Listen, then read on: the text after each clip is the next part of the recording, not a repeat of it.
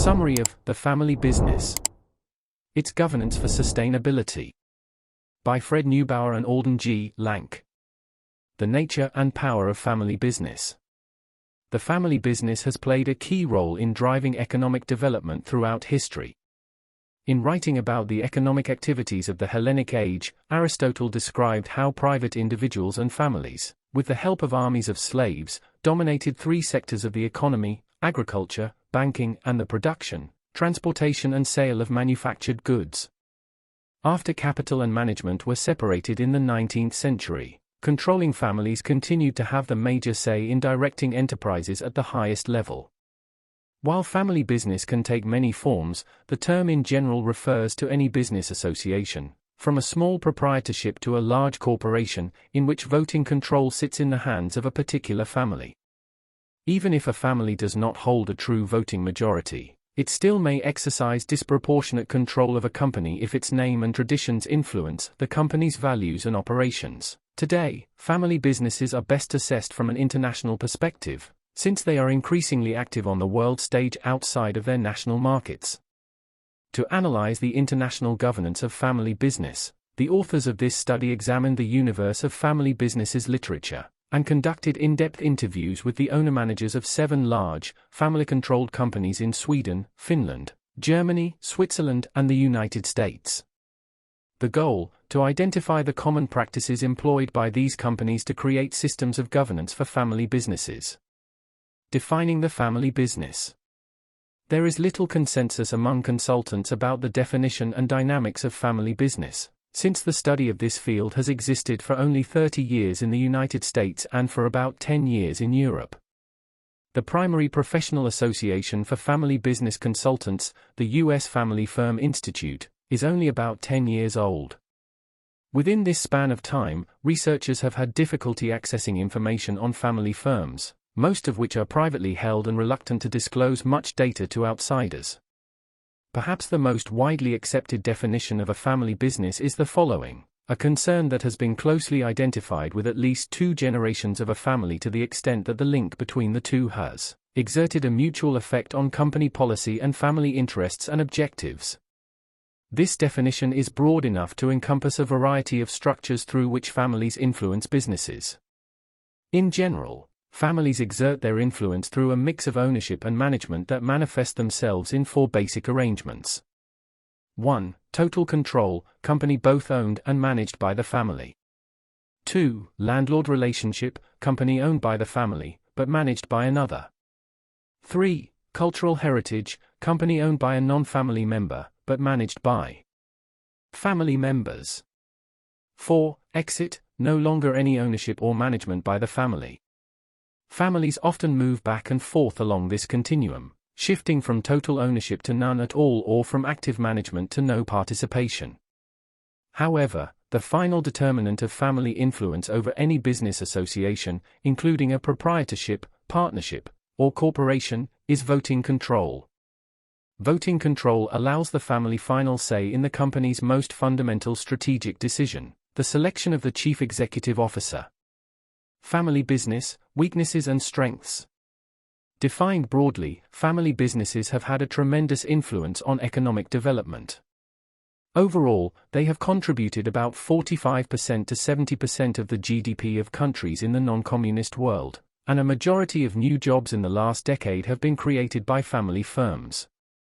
While some family firms have become huge multinationals, like Ford, Bechtel, Estée Lauder, and Levi Strauss in the US, Seagram and Bata in Canada, Fiat, Ferrero, and Benetton in Italy, and Lego in Denmark, the vast majority are small, even micro, and medium-sized firms.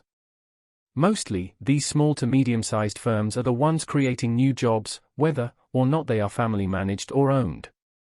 In general, family enterprises of all sizes have a record of producing better-than-average results for stockholders, as well as family members. Why is that the case? Family businesses excel in the following areas: introducing excellent management development systems, training family members in ownership rights and responsibility, treating employees fairly and with loyalty, making quick decisions since the locus of power is clear, taking a long-term strategic perspective, remaining innovative and entrepreneurial. On the other hand, family enterprises are commonly short-lived, since 2/3 to 3/4 of all family businesses collapse or are sold by the founding family while the first generation is in charge. Only 5% to 15% of family businesses continue into the third generation, a somewhat lower rate of continuity compared to non-family controlled enterprises. Family firms are more difficult to manage than other enterprises, since the owners and managers have additional roles to play. In a traditional corporation, the CEO has about 7 roles to manage, while the CEO in a family business has up to 15, including various family roles in addition to traditional ownership and management roles. Stages of growth. Family businesses, like all businesses, experience a life cycle of development that has much in common with individual lifespans from infancy to adulthood to death. Researchers have divided this life cycle into a 3-stage model for multi-generational long-lived family companies. In Stage I, the founder is the owner and the dominant shareholder issues are leadership transition, succession, spouse insurance and estate planning. In Stage II, the sibling partnership, the main shareholder issues are maintaining teamwork and harmony, sustaining family ownership and business success. In Stage III, the company is owned by the family dynasty or cousin confederation. Major shareholder issues center around allocations of corporate capital and various family concerns, such as conflict resolution, the family's participation and role, and the family's vision and mission. Family businesses can move back and forth between these stages. For example, if one sibling in a Stage II partnership buys out another, the business might return to Stage I. Stage III poses special challenges, since it involves more extended family members, often of different ages, and sometimes possessed of different personalities and differences derived from differing upbringings and geographic dispersion. At any stage, the youngest generation may have few psychological ties to the firm's products, services, and traditions. This lack of interest helps to explain why few family enterprises continue far into the cousin confederation stage. Those companies that do navigate the treacherous transition to the cousin consortium can become quite powerful.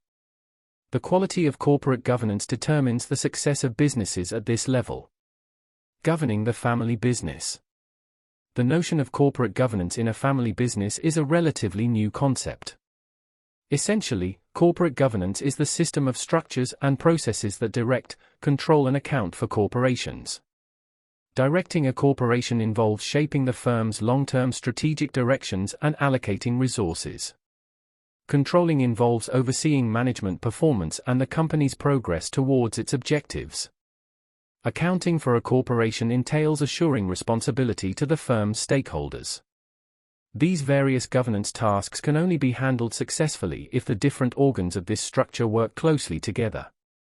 Well-developed forms of corporate governance might be compared with the constitutions of countries or states.